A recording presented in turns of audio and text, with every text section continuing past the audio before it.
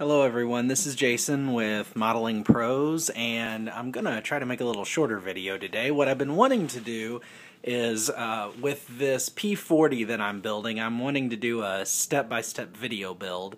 So this will be part one in that video build. However, I have already assembled, painted some of this.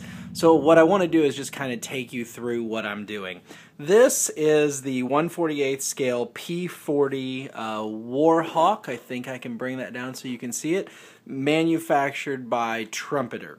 And this is the first kit I've worked from Trumpeter, and so far I'm really liking it. Extremely high quality. The pieces fit together just beautifully, and the whole thing so far is something that I'm really enjoying. Now, the P-40, if you're not familiar with it, was first manufactured in 1938.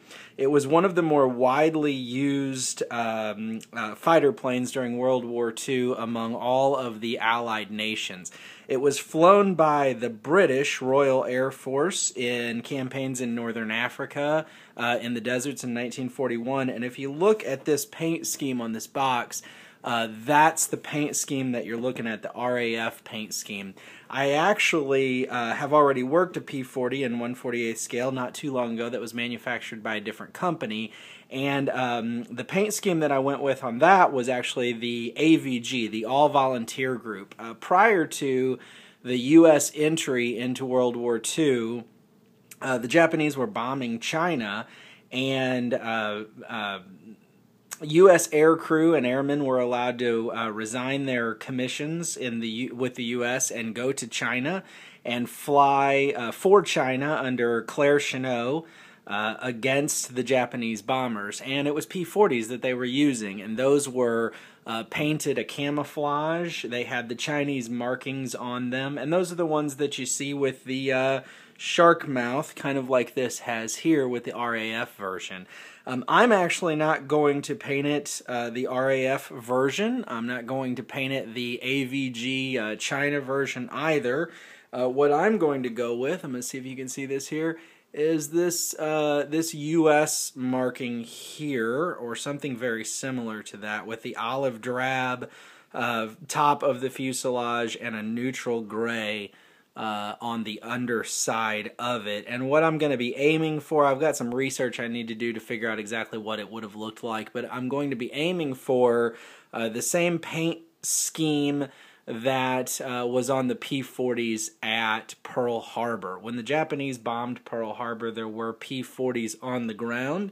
A number of them were damaged, but some of them were able to get into the air and actually shoot down some Japanese fighters. So if you've ever seen the movie Pearl Harbor with Ben Affleck, I believe that's his name.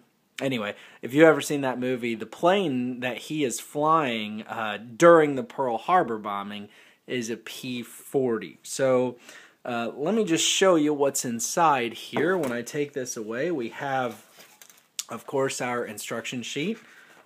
Pretty good instructions here, pretty detailed.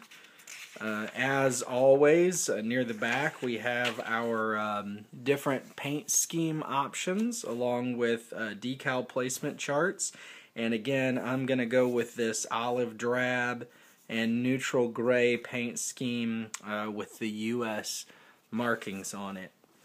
You can see here I've already assembled a chunk of the fuselage. I'm not real thrilled with how the painting came out on the cockpit, but I've watched some videos, learned a lot about painting interiors, so my next one will be better. But you know, like you've heard me say in my previous videos, you learn something, just jump in and do it, and if you mess it up, you know what, who cares? You can either fix it or you can leave it. Either way, the important thing is that you learn from it and do better next time.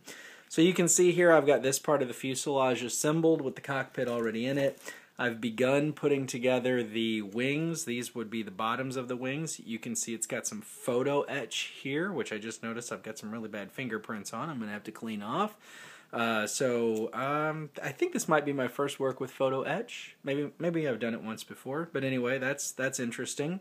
So this will go on here, obviously. The wing tops will go on.